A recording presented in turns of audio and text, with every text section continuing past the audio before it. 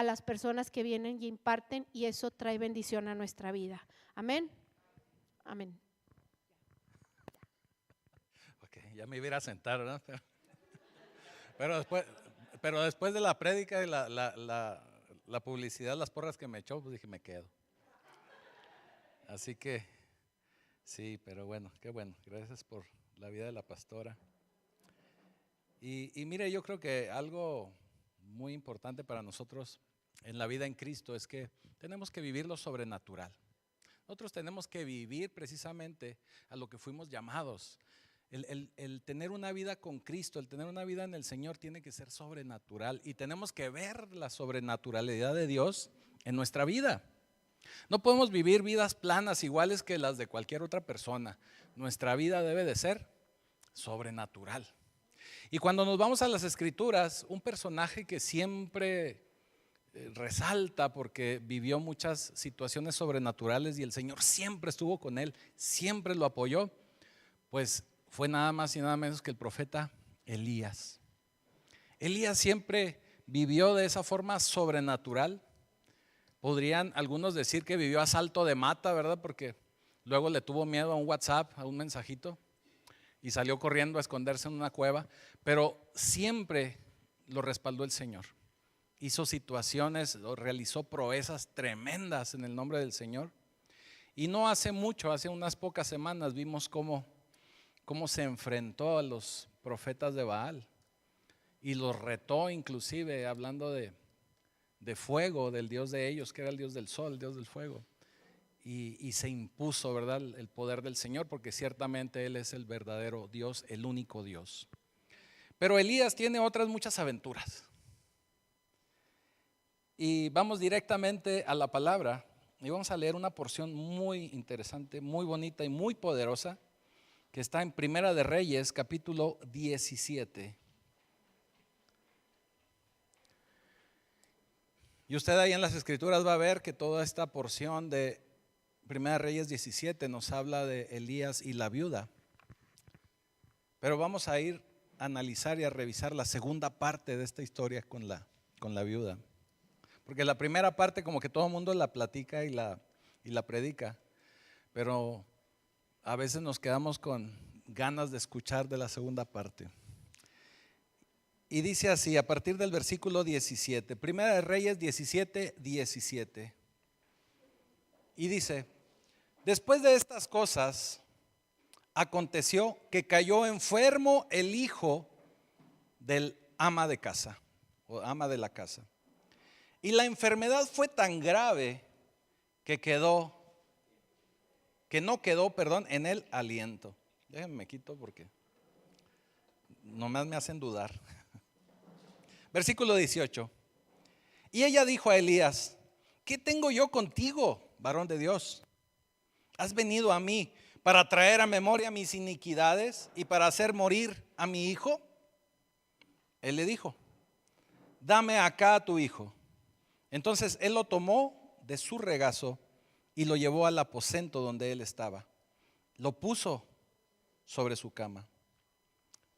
Versículo 20. Y clamando a Jehová dijo: Jehová, Dios mío, aún a la viuda cuya casa estoy hospedado has afligido, haciéndole morir a su hijo. Y se tendió sobre el niño 3 veces y clamó a Jehová y dijo: Jehová, Dios mío, te ruego que hagas volver el alma de este niño a él. Y Jehová oyó la voz de Elías, y el alma del niño volvió a él y revivió. Tomando luego Elías al niño, lo trajo del aposento a la casa y lo dio a su madre. Y le dijo Elías: mira, tu hijo vive. Entonces la mujer dijo a Elías: ahora conozco que tú eres varón de Dios y que la palabra de Jehová es verdadera en tu boca. Amén. Bendito Señor, bendito Padre Celestial, te damos gracias por esta porción. Permite, Señor, que lo que hoy se impartirá en esta tu casa pueda ser de bendición para nuestras vidas, que lo podamos atesorar en nuestra mente, en nuestro corazón, pero sobre todo llevarlo a la práctica, poderlo ejecutar en acción en nuestra vida. Y todo te lo pedimos en el poderoso nombre de Jesucristo. Amén y amén. ¿Cuántos de nosotros hemos experimentado alguna situación que sabemos que es de Dios, que sabemos que Dios nos ha bendecido, que sabemos que Dios ha estado con nosotros, pero como que apenas nos estamos acomodando y apenas estamos empezándole a creer a Dios y ¡paz! Como que pasa algo más? Como que dice uno, Chihuahua, pues apenas estábamos así como que agarrando aire, como que apenas estábamos saliendo de esta situación y otra vez. Eso le ocurre a mucha gente cuando recién conoce a Cristo, cuando recién empieza a tener una vida diferente en Cristo. Y empezamos a tener una vida tan distinta que empezamos a sentirnos a gusto, cómodos, apenas nos estamos medio acomodando y ¡zas! La otra. Hay gente que dice, ya no siento lo duro, sino lo tupido. Cuando nos suceden este tipo de cosas, podríamos bien decepcionarnos de Dios. Podríamos bien renegar de Dios. O podríamos bien decir, no vale la pena. Date cuenta de eso. Así dice un salmista, ¿no? Pero realmente sí vale la pena. Realmente sí es importante que nos mantengamos firmes en el Señor. El problema es que nos van sucediendo cosas, nos van sucediendo situaciones que nos hacen renegar y nos hacen dudar de esa fe que debemos de tener en el Señor. Este es el caso que está enfrentando el profeta Elías. Es una situación donde, si vemos la primera parte o la primera porción de este capítulo 17, nos habla cómo el Señor lo lleva al profeta Elías a la casa de esta viuda. Una viuda que ya estaba en una situación muy precaria, muy difícil, donde ya únicamente tenía ingredientes para hacer una torta de pan. Para nosotros nos imaginamos un pan así muy rico, pero para esas culturas, se da cuenta que era una tortilla o era un pan muy, muy delgado. Y era para lo que tenía ella de preparación. Y lo único que iba a hacer era prepararlo para darle a su hijo y ella y dejarse morir. Ya no había más.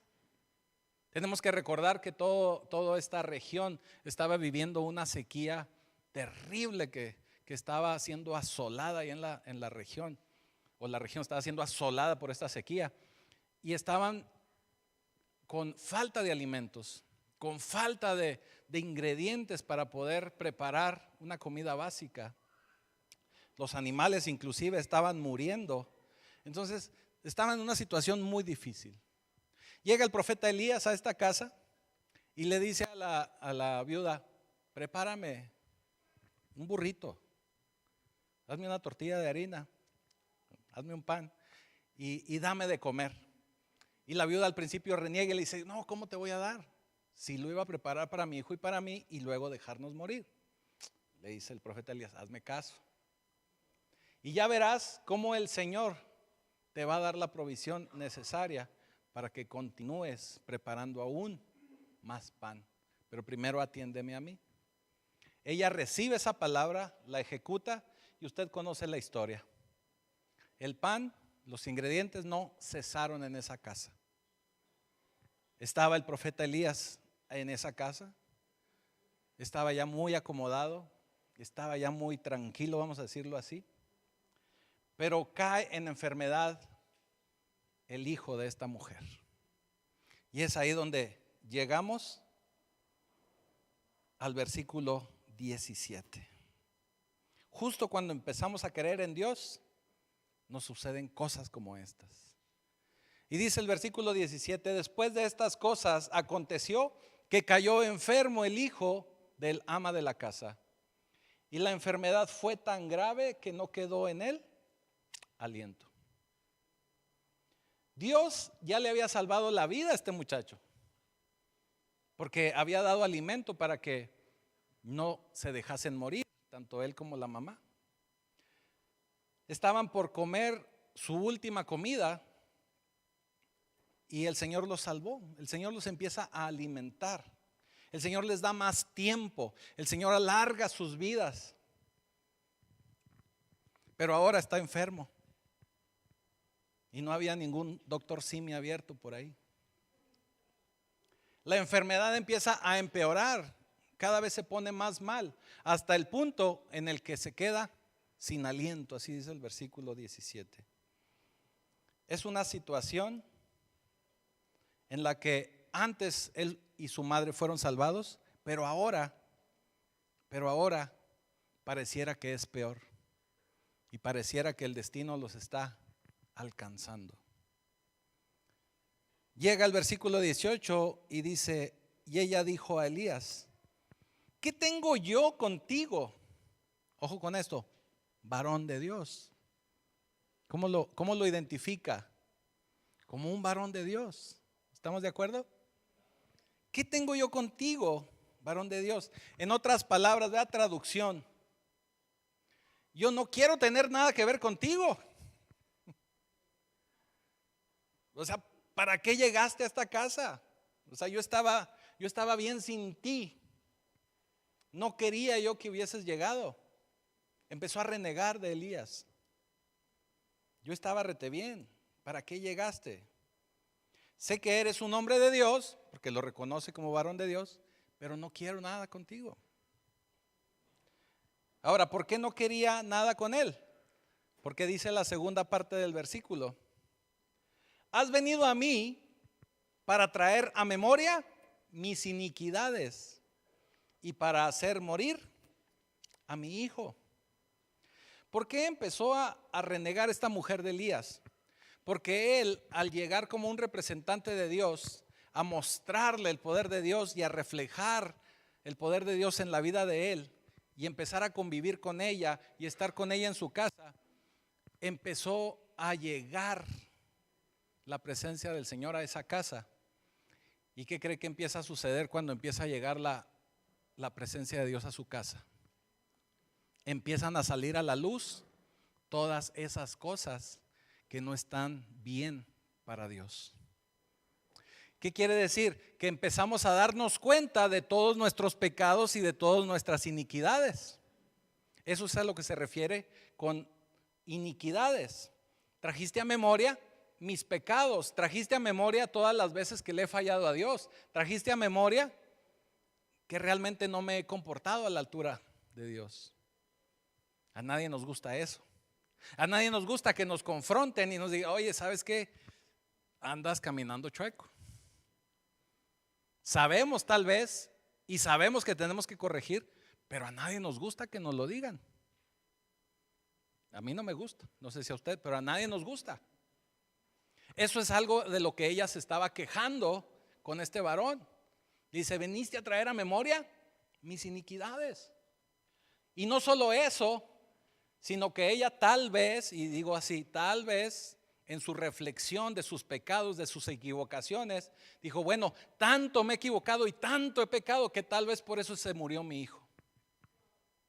¿Cuántas veces hemos pensado en cosas como esas? ¿Cuántas veces le hemos echado la culpa a una situación por cuestiones de que nos estamos acercando a Dios y ahora Él nos trae a consecuencia o a memoria nuestros pecados y echamos la culpa a Dios? Porque sabemos, estamos conscientes que son nuestras faltas, pero terminamos echándole la culpa al hombre de Dios, a la mujer de Dios o a Dios mismo. Yo estaba rete bien. ¿Para qué me invitaste a Pacto Vivo? Si yo estaba bien contento allá donde estaba, o es más, ni iba. Pero cuando nos acercamos a Dios, Dios lo que quiere es que nos vayamos limpiando. Porque de nada serviría que yo empiece a ir a la iglesia, que yo quiera tener una vida en Cristo y seguir viviendo igual. Entonces, ¿pero qué necesidad? Vuelve a decir el salmista de Juárez. ¿Para qué tantos problemas?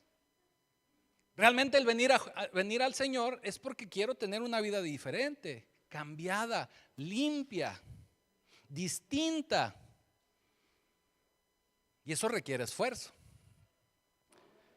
Ciertamente no nos van a gustar algunas cosas, pero va a requerir esfuerzo. Y nuestra vida finalmente va a ser mejor, porque va a ser transformada. Ahora, ¿por qué esta mujer tenía esa revoltura en su cabeza? Porque las circunstancias que ella estaba viviendo empezaron a mezclarse con sus emociones y terminó contaminando su teología. Me explico mejor. En muchas ocasiones nosotros le damos rienda suelta a nuestras emociones, a nuestras ideas, a todo lo que nos está pasando o que nosotros ni siquiera nos está pasando, lo estamos pensando. Y eso se mezcla tanto con nuestras emociones que echamos a perder nuestra teología. ¿Qué quiere decir? Que dejamos de creer en Dios como realmente es Dios. Y nos empezamos a hacer ideas de qué Dios es, o cómo es Dios, o cómo debería ser Dios, o por qué Dios me trata a mí así. Siendo que Dios nunca cambia. Es el mismo Dios de ayer, de hoy y siempre. Lo que sucede es que nosotros somos los que empezamos a mezclar nuestras emociones y de pronto ya no nos parece algo. Y ya dejamos de confiar en Dios o dejamos de confiar en la teología, en el creer a Dios, ¿verdad? Ella cree o está creyendo que lo que siente, ese enojo, ese dolor que siente o que está sintiendo, puede ser por causa de Dios o tal vez sus equivocaciones y que Dios se las está mostrando, o que puede ser un castigo de Dios. Ella se está sintiendo decepcionada de Dios por la muerte de su hijo. Agarra sus emociones, las pone en una cazuela, en un bowl.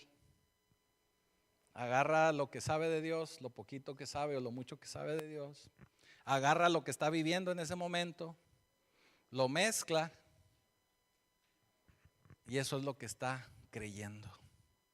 O en eso es en lo que está basando su teología. Que no necesariamente es lo correcto, sino es una mezcla de muchas cosas. Vi morir a mi hijo, pienso que mi pecado me alcanzó, y eso es en lo que yo decido creer. Nuestras circunstancias nos orillan a creer en cosas que no son reales, a cosas que no son correctas. Por eso, en muchas ocasiones, cuando nos suceden situaciones en nuestra vida, en lugar de acercarnos más a Dios o de aferrarnos a alguien que nos lleve a Dios, nuestra reacción natural, ¿qué cree que es? Alejarnos de Dios, escondernos de Dios. Mejor no voy. ¿Para qué voy? ¿Para qué si también me sacó la lengua ya la hermana aquella de ella? Esa es nuestra reacción. Cuando dejamos que las circunstancias decidan sobre lo que creemos, eso nos va a llevar a creer o a pensar en cosas que no son. Lo que tenemos que hacer es mantenernos creyendo en Dios como Él es, como Él verdaderamente es, como está en las Escrituras. Porque si no nos fijamos únicamente en Dios, mantenemos nuestra mirada en Cristo, siempre vamos a estar viviendo. Ojo con esto, siempre vamos a estar viviendo según nuestras circunstancias. Y no vamos a vivir por fe. Es lo contrario a vivir por fe. Vamos a estar viviendo en el aquí, en el ahora, en lo que me está pasando, pero no estamos creyéndole a Dios en lo que Él puede hacer por mí, en mi vida y en el plan que Él tiene para mí, para nosotros. Nos perdemos en nuestras emociones. Nos queremos escapar de la realidad. Ahora, esto no quiere decir que verdaderamente lo hagamos. Ciertamente ella está viviendo la muerte de su hijo. Esa es una realidad. Eso es algo que no se puede negar. Pero esa es una circunstancia que está afectando la forma en que ella cree en Dios. ¿Sí me explico? Y no solo esto, sino que también su pasado la está alcanzando, y eso es o es la forma en que ella está pensando que Dios es y que Dios actúa. Pero bueno, todo este es ese cóctel de emociones que ella trae en su cabeza. Es en todo eso que ella está pensando, en esas historias que luego nos hacemos, porque somos re buenos para hacernos historias. Ni está pasando nada, pero nosotros nos hacemos unos historiones, así como para unas 6, 7, 8, 9 temporadas en el Netflix. Capítulo tras capítulo y con detalle y todo. No, hombre, unos historiones. Una historia más completa que la de Betty la Fea. Sí, no, somos re buenos para inventarnos cosas, ¿no? Y la realidad es que no está pasando nada. Pero entonces hay un hombre de Dios, que en este momento estamos hablando de él, que es Elías. Y entonces el hombre de Dios actúa. Versículo 19 dice: y él le dijo, que agarra y que le dice. Sí, porque ella que agarra y que le dice, oye, pues tú qué traes conmigo. Y él que agarra y que le dice, échame para acá tu hijo. Échame para acá al chilpayate. Dame acá tu hijo, dice la escritura. Entonces él lo tomó en su regazo, lo agarró en brazos, lo llevó al aposento donde él estaba y lo puso sobre su cama. Tenemos a una mujer en una situación desesperada, pero Elías actúa, ejecuta y le dice, dame acá a tu hijo. Si eso estuviera pasando en nuestra actualidad, y usted no me va a dejar mentir, lo que un hermano en Cristo nos hubiera dicho, estoy orando por ti. Y ya. Y ni siquiera sabemos si sí oró, si no oró, si más al ratito, si más noche o cuándo oró, si es que oró. ¿Estamos de acuerdo o no? Estoy orando por ti. Aquí Elías no. Elías le dice, dame acá a tu hijo. Todo el mundo, ojo con esto, todo el mundo necesita a un hombre o una mujer de Dios en su vida, disponible para ayudar en los momentos más difíciles. Gente que verdaderamente se remangue las manos y se ponga a trabajar a tu favor, en lo que tú necesitas en ese momento. Dispuesto a llevar cargas cuando los demás no pueden llevar sus cargas. Dispuestos a estar ahí para ti y por ti. Siempre debe de haber alguien dispuesto a ayudar, que pueda ser empático, que pueda sentir tu dolor, alguien que te ame, alguien que se preocupe verdaderamente por ti y por ayudar a los demás. No simplemente un estoy orando por ti ocasional. Siempre tiene que estar ahí un hombre y una mujer de Dios. Y no sé tú en qué posición te estás poniendo, si la viuda o Elías. Pero si te estás poniendo como Elías, que yo espero que así sea, tú tienes que estar dispuesto a ayudar a los hermanos. Por eso tú tienes que reflejar a Cristo. Por eso tú tienes que tener una buena relación con Cristo para que puedas tener autoridad y ayudar a un hermano en necesidad. Ahora, si tú te estás posicionando en el lugar de la mujer, de la viuda, en este momento tal vez no puedes todavía o todavía no te alcanzan las fuerzas para ayudar y necesitas ayuda, tienes que empezarte a juntar con gente que te pueda llevar a ese encuentro con el Señor y que te pueda también dar ayuda espiritual. ¿Me estoy explicando? Porque luego vamos con la comadre o con el compadre, ¿verdad? No sé. Y no, compadre, no, mira tú y esto. Nos llenan de ideas que nada tienen que ver con Dios. Nos dejan la cabeza peor. O nos dan situaciones o soluciones peores. O nos empiezan a platicar del amigo, del primo, del sobrino, que también se murió y también se fue. Y fíjate, y es que no nomás eso, sino que lo mataron y le hicieron esto y le hicieron lo otro. Nos dejan peor. En lugar de darnos esperanza, nos dan desesperación. Le decimos como el doctor Chapatín, ya cállate que me me desespero. Pero nos encanta ir con esa gente en lugar de reunirnos con gente que nos pueda dar ayuda, que nos pueda dar esperanza, que nos pueda dar apoyo y sobre todo que nos pueda ayudar a llevar nuestras cargas. Por eso dice en Gálatas 6:2, sobrellevad los unos las cargas de los otros y cumplid así la ley de Cristo. El Señor nos llama a que podamos ayudarnos con nuestras cargas los unos a los otros. Por eso, y vuelvo al punto que ya en varias ocasiones lo he recalcado, por eso es tan importante congregarnos. Usted no viene aquí nada más por un evento social. Usted viene aquí para poder conocernos, compartir, fortalecernos, ayudarnos, respaldarnos, apoyarnos. Por eso es bien importante la iglesia local. Por eso es importante que nos mantengamos firmes.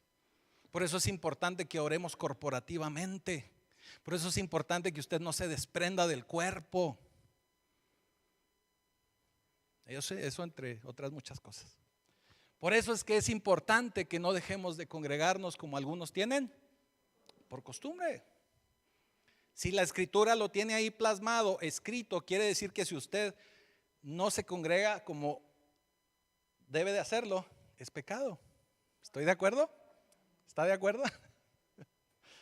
Porque luego pensamos, y ahora con la pandemia se puso de moda. No, si yo tengo paz con el Señor. Y no es cierto, el Señor por eso estableció la iglesia de Cristo.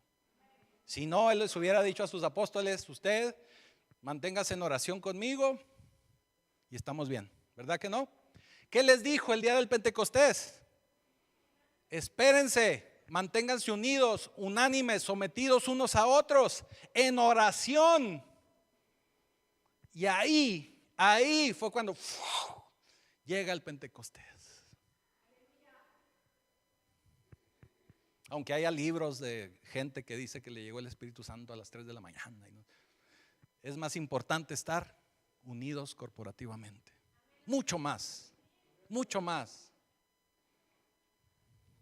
Así que la tragedia más grande de cualquier persona es no tener a nadie que nos ayude. Nadie que pueda estar ahí para apoyarnos con nuestras cargas. Ese verdaderamente es un pesar. Gente que se sienta sola, que no reciba ni por lo menos un WhatsApp de oye, ¿qué pasó? ¿Cómo estás? ¿Qué horas traes? Que se preocupe, ¿verdad? Por usted. Es muy importante que nosotros podamos ser ese apoyo, no únicamente estar esperando que se acerquen conmigo para ver qué necesito, sino yo también brindar mi ayuda. Es sumamente importante. Esta mujer está luchando con su situación, está luchando con un conflicto con Dios teológico y espiritual. Ella no necesitaba un sermón, ella no necesitaba un bibliazo, ella necesitaba ayuda. Muchos de nosotros necesitamos empatizar más con la gente que darle versículos y versículos del Señor. Los versículos para una gente que está en necesidad, que está emproblemada o que está en una situación emocional, que perdió un ser querido, lo menos que necesita son bibliazos. Lo que necesita es un abrazo, necesita empatía, necesita ayuda. Necesita saber que ahí hay alguien que le puede ayudar y apoyar. Así que Elías tomó al muchacho, lo llevó a su aposento y lo pone sobre la cama. Y esto es lo que hace Elías. Ojo con esto. Versículo 20. Y clamando a Jehová dijo: Jehová, Dios mío, aún a la viuda en cuya casa estoy hospedado, ¿has afligido? Haciéndole morir su hijo. ¿Qué hace Elías? Elías se puso a orar, se puso a buscar la presencia de Dios. ¿Y qué significa orar? Significa orar no es únicamente decirle a Dios todo nuestro pliego petitorio, sino es ponernos en contacto con Dios para permitir que el Señor intervenga en nuestro problema. Es como llamar al 911. Oye, acá acaban de chocar. Señor, en oración es el 911. Señor, necesito de tu ayuda. Necesito de tu intervención divina. Orar es llamarle al cielo para que intervenga aquí en la tierra.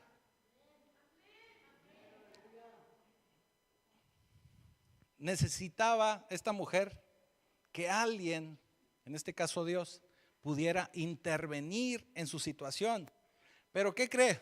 Esta mujer estaba tan espiritualmente confundida que no podía orar.